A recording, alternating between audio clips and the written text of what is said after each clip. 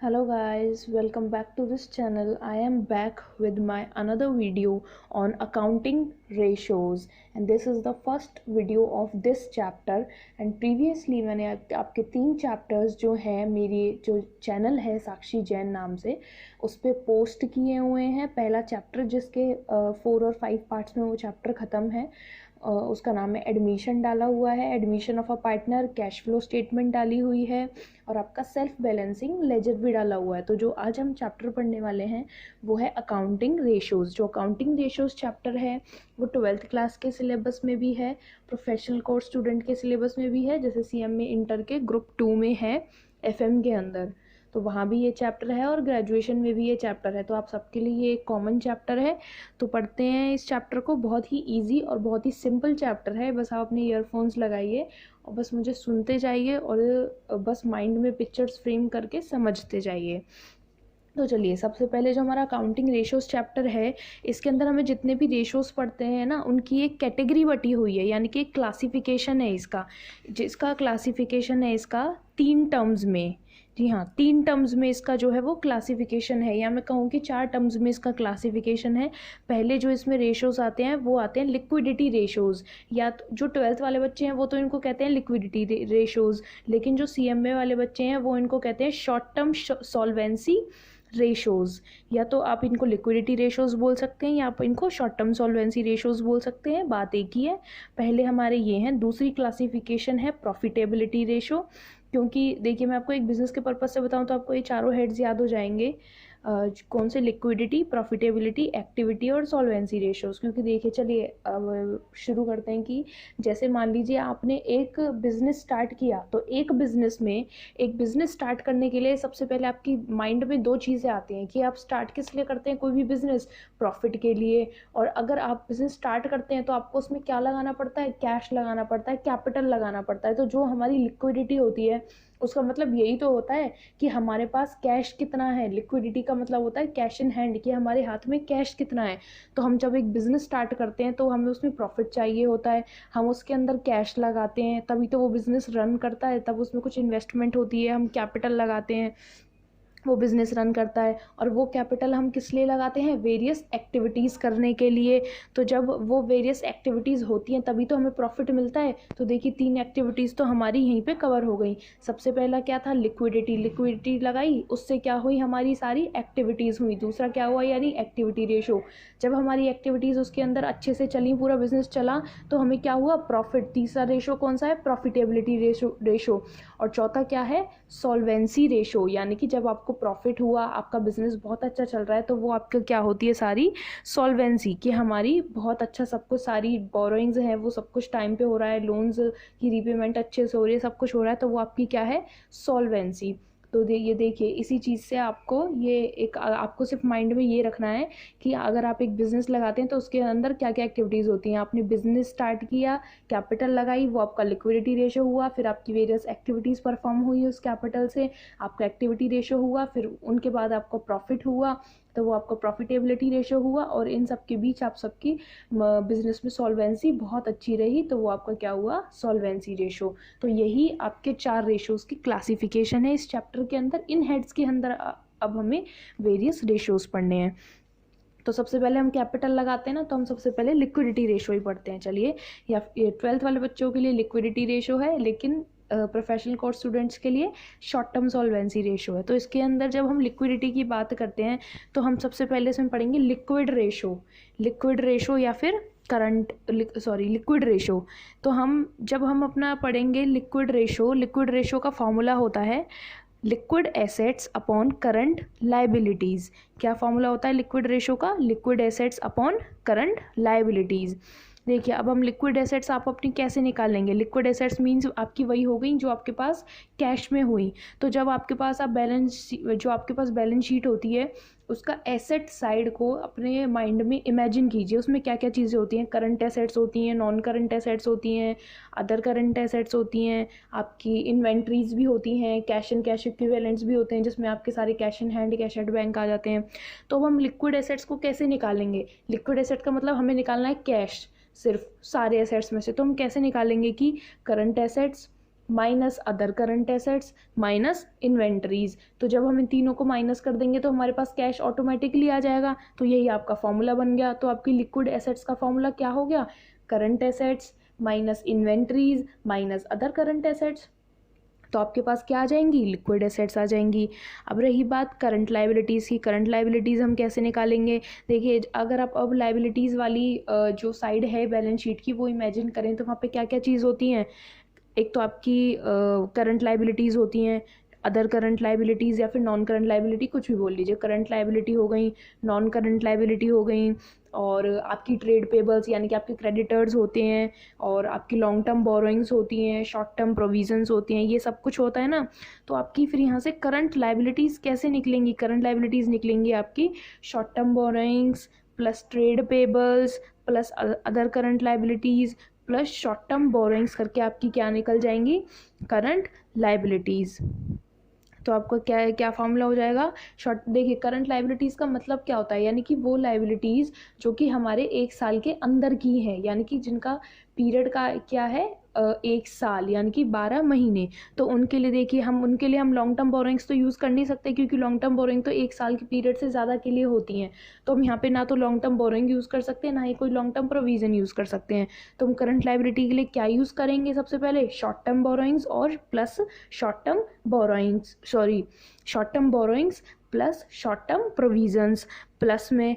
और ये current liability के अलावा यहाँ पे कौन सी लाइबिलिटीज़ रह गई, other current liabilities plus trade pebbles यानी कि जो हमारे क्रेडिटर्स होंगे। तो ये बन गया पूरा आपका करंट लाइबिलिटीज़ का फॉर्मूला। तो यहाँ से आपकी सारी करंट लाइबिलिटीज़ निकल जाएंगी। तो आपके लिक्विड रेशो का फॉर्मूला क्या होता है, liquid assets upon current liabilities. Liquid assets आपकी कैसे निकलेंगी, current assets minus inventories minus other current assets.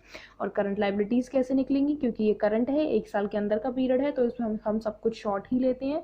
तो current liabilities is equal to short term borrowings plus short term provisions plus other current liabilities plus trade payables. Trade payables को हम creditors भी कहते हैं। तो ये हो गया यहाँ पर आपका लिक्विड रेशो। इसके बाद आपका लिक्विडिटी रेशो के अंदर दूसरा आता है करंट रेशो। करंट रेशो का फॉर्मूला क्या होता है, करंट एसेट अपॉन में करंट लाइबिलिटी। करंट रेशो का फॉर्मूला क्या होता है, करंट एसेट अपॉन में करंट लाइबिलिटी। तो यहाँ पे हम आपको करंट एसेट्स कैसे निकालेंगे, देखिए अब जैसे हमने आपकी करंट लाइबिलिटीज़ निकाली थी, क्योंकि वो करंट है यानी कि शॉर्ट है, तो इसलिए हमने वहाँ पे short term borrowing, short term provision, creditor, other current liabilities ये सब यूज़ की थी, क्योंकि वहाँ पे हमें शॉर्ट ही चाहिए था सब कुछ। तो ऐसी करंट एसेट्स हैं, वो भी एक साल के अंदर का पीरियड होता है उनका भी, तो वहाँ पर भी हमें शॉर्ट ही चाहिए जितनी भी हमारी जो है लोन्स होंगे या एडवांसेस होंगे। तो करंट एसेट्स हम कैसे निकालेंगे, अपनी करंट इन्वेस्टमेंट्स को प्लस करके, current investments plus inventories plus trade receivables यानी कि जो भी हमारे डेटर्स होंगे plus cash and cash equivalents plus short term loans and advances plus other current assets. Other current assets means आपकी क्या चीज़ें हो गई, यानी कि जो भी आपकी प्रीपेड एक्सपेंसेस है या क्रूड इनकम्स हैं या एडवांस टैक्स हैं। आप अपने दिमाग में जब बैलेंस शीट का एसेट साइड इमेजिन करेंगे ना, तो आप अपने आप करंट एसेट्स को निकाल लेंगे, क्योंकि यही सारी चीज़ें होती हैं जो हम नॉर्मल एसेट साइड लिखते हैं। देखिए हमारे पास स्टॉक होता है, क्वेश्चन में हम वो लिखते हैं करंट इन्वेंटरीज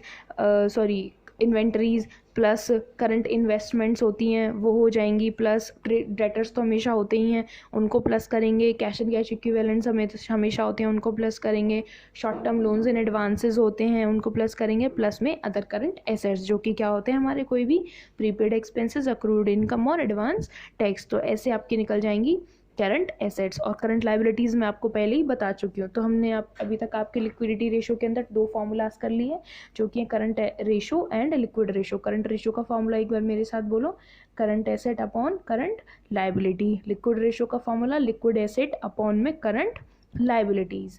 इसके अंदर एक लास्ट फॉर्मूला और आता है लिक्विडिटी रेशो के अंदर, वो है इंटरेस्ट कवरेज रेशो। क्या है वो, इंटरेस्ट कवरेज रेशो। तो अब उसके अंदर हम क्या करते हैं, उसका फॉर्मूला होता है इंटरेस्ट कवरेज रेशो का profit before interest and tax, यानी कि इंटरेस्ट और कोई भी टैक्स लगाने से पहले वाला प्रॉफिट अपॉन में interest on long term debt, यानी कि कोई भी जो हमारे लॉन्ग टर्म डेट्स होते हैं उनके ऊपर जो इंटरेस्ट चार्ज होता है वो इंटरेस्ट।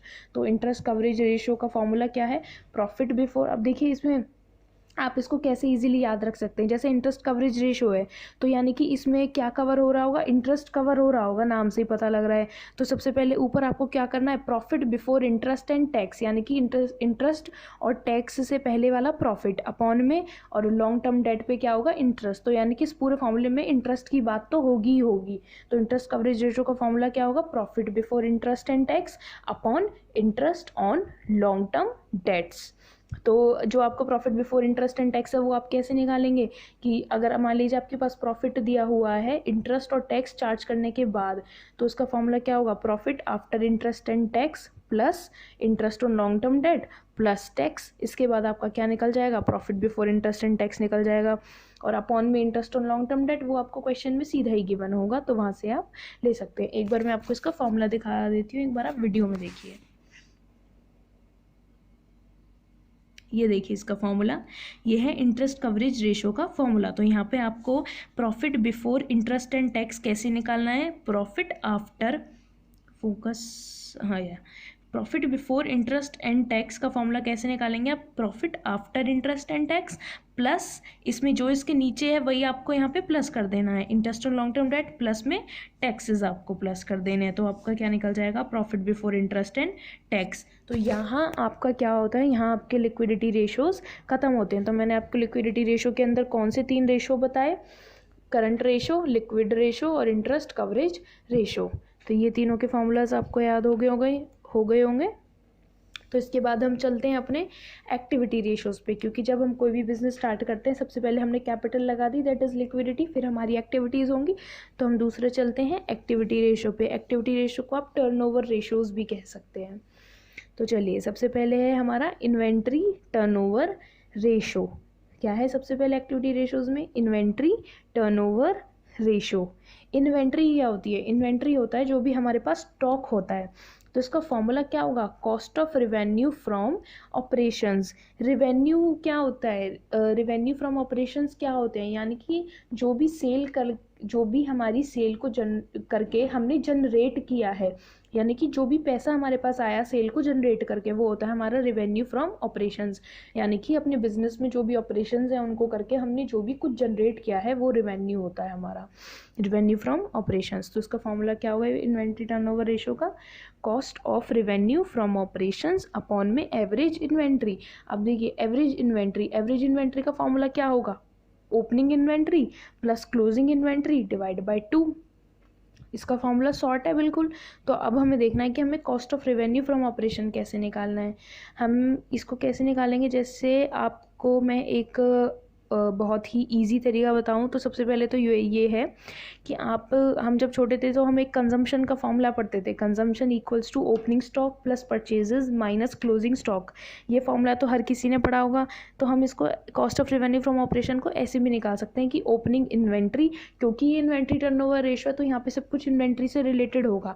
तो यहाँ पे क्या होगा, opening inventory plus net purchases का मतलब क्या है, परचेजेस माइनस परचेजेस रिटर्न्स।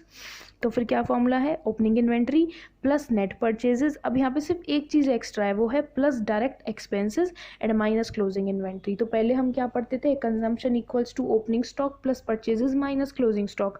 लेकिन यहाँ cost of revenue from operation का एक फॉर्मूला क्या है, opening inventory plus net purchases plus सिर्फ एक चीज़ एक्स्ट्रा है, direct expenses minus closing inventory.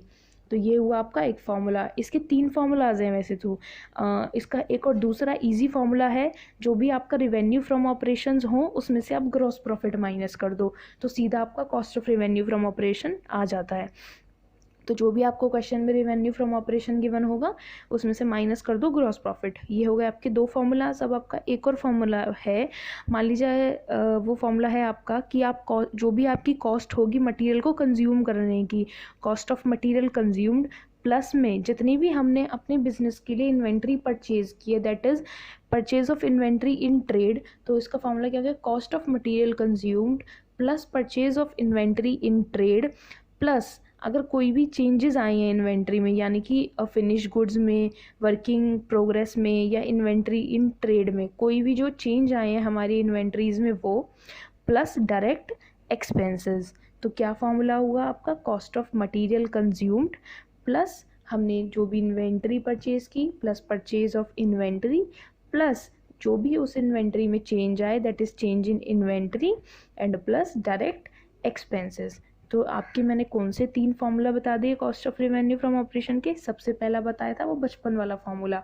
Opening inventory plus net purchases plus direct expenses minus closing inventory. Second formula बताया था revenue from operation minus gross profit. And third formula बताया था cost of material consumed plus purchase of inventory in trade plus change in inventory plus direct expenses. तो ये आपका formula सारा हुआ inventory turnover ratio का। तो इन्वेंट्री टर्नओवर रेशो का एक बार हम फॉर्मूला रिपीट करते हैं। क्या है formula? Cost of revenue from operation upon average inventory, और इन दोनों के फॉर्मूलाज आपको मैंने अलग से बता दिए। अब एक्टिविटी रेशो के अंदर हमने एक पढ़ चुके हैं that is inventory turnover ratio. अब हम पढ़ते हैं अपना दूसरा रेशो, वो है trade receivable turnover ratio. Trade receivable को हम डेटर्स भी कहते हैं। ट्रेड रिसीवेबल्स यानी कि ट्रेड का मतलब हो गया जो भी हम कर रहे हैं बिजनेस, रिसीवेबल्स जो हमें रिसीव होना है। तो अपने बिजनेस में हमें रिसीव किससे होना होता है? डेटर्स से। तो इसलिए हम ट्रेड रिसीवेबल को क्या बोलते हैं? डेटर्स भी बोलते हैं। तो अब नेक्स्ट है हमारा डेटर्स टर्नओवर रेशो। तो हमारे डेटर्स टर्नओवर रेशो का फॉर्मूला क्या है? Credit revenue from operations. क्या है इसका formula? Credit revenue from operations upon average trade receivables. क्योंकि हम ट्रेड रिसीवेबल्स की बात कर रहे हैं तो नीचे क्या आएगा फॉर्मूला में? एवरेज ट्रेड रिसीवेबल्स, और ऊपर आएगा क्रेडिट रेवेन्यू फ्रॉम ऑपरेशन। तो देखिए आपको एवरेज ट्रेड रिसीवेबल्स सुन के अंदाज़ा लग गया होगा कि हमारा फॉर्मूला क्या आएगा एवरेज ट्रेड रिसीवेबल्स का? Opening trade receivables plus closing trade receivables divide by 2, simple. और क्रेडिट रेवेन्यू फ्रॉम ऑपरेशंस हम कैसे निकालेंगे? अब जितने भी हमारे रेवेन्यू फ्रॉम ऑपरेशंस होंगे ना उसमें से हम अपने कैश रेवेन्यू फ्रॉम ऑपरेशंस को माइनस कर देंगे। यानी कि ये एक तरह से आपका किस तरह से होगा कि हमने टोटल सेल्स में से अपनी कैश सेल्स माइनस कर दी तो हमारे पास क्रेडिट सेल निकल आएंगी। तो उसी तरह से क्रेडिट रेवेन्यू फ्रॉम ऑपरेशन हम कैसे निकालते हैं कि हमने अपना रेवेन्यू फ्रॉम ऑपरेशन में से cash revenue from operation minus कर दिया तो क्या आ जाएगा? Credit revenue from operation.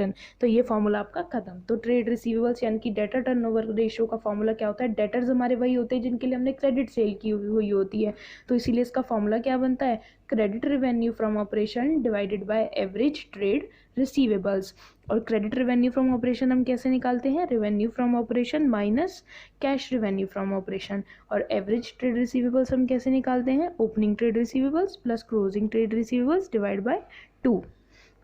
या फिर आप ट्रेड रिसीवेबल्स कैसे निकाल सकते हैं? जैसे कि आपके जो भी ट्रेड रिसीवेबल्स हैं वो प्लस में बिल रिसीवेबल। मान लो आपके पास सीधे ना हो ट्रेड रिसीवेबल्स और आपके पास BR भी दिया हुआ है तो ट्रेड रिसीवेबल्स में हम BR भी माइनस करते हैं क्योंकि वो उनसे भी हमें पैसा आना होता है। तो आज इस वीडियो में सिर्फ इतना ही। आप सोच रहे होंगे कि मैंने बहुत कम कराया है, लेकिन हम सारी चीज़ों को एक साथ करेंगे तो शायद माइंड में वो सब मेस्ड अप हो जाए, तो एक क्लैरिटी होनी बहुत ज़रूरी है। तो आज हमने अपना लिक्विडिटी रेशो ख़त्म कर लिया और एक्टिविटी रेशोज़ के अंदर 2 रेशो पढ़ लिए, inventory ratio and trade receivables या डेटर रेशो। तो हमने आज ये 5 रेशोज़ पढ़ लिए। बाकी के रेशोज़ मैं नेक्स्ट वीडियो में पोस्ट करूँगी। इतने आप लोग इन्हीं को अच्छे से प्रैक्टिस कीजिएगा, और जो इनके फॉर्मूलाज होंगे एक बार मैं उनको इस वीडियो के डिस्क्रिप्शन बॉक्स में डाल दूँगी नोट्स इनके, ताकि आप एक बार देख के और अच्छे से समझ लें, उनको याद कर लें। तो बस इसमें ये ट्रिक है कि जो भी आपका रेशो का नाम है ना उसी से ही फॉर्मूला निकलता है, उसी की अंडरस्टैंडिंग से हम फॉर्मूले को समझ सकते हैं। तो चलिए ऐसे ही मेरी वीडियोस को प्लीज़ सपोर्ट देते रहिए। Please like, share, comment and subscribe. जो भी आपके डाउट्स हों आप मुझे कमेंट सेक्शन में पूछ सकते हैं या मेरे इंस्टा हैंडल पे मुझे मैसेज करके पूछ सकते हैं। मेरा इंस्टा हैंडल है S_writings4 and thank you so much for watching. Bye.